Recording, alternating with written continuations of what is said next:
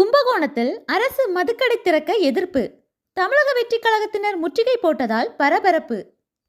கும்பகோணத்தில் அரசு மதுக்கடை திறக்க எதிர்ப்பு தெரிவித்து தமிழக வெற்றிக் கழக கட்சியினர் முற்றுகை போராட்டத்தில் ஈடுபட்டனர்.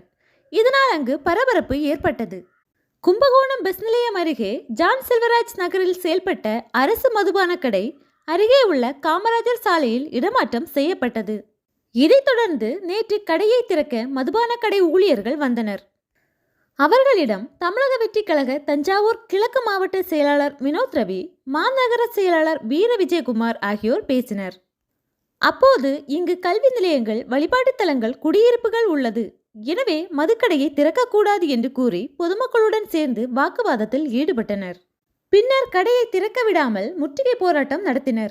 போராட்டம் நடத்தியவர்களிடம் கும்பகோணம் மேற்கு போலீசார் பேச்சுவார்த்தை நடத்தினர். அப்போது போலீசார் மதுக்கடை திறக்க மாவட்ட நிர்வாகத்திடம் அனுமதி பெற்றுள்ளனர். உங்கள் கோரிக்கைகளை மாவட்ட நிர்வாகத்திடம் தெரிவித்து அதற்கான தீர்வை பெற்றுக்கொள்ளுங்கள் என்று தெரிவித்தனர். இதைத் தொடர்ந்து போராட்டம் நடத்தியவர்கள் கலைந்து சென்றனர். இதனால் அங்கு பரபரப்பு ஏற்பட்டது.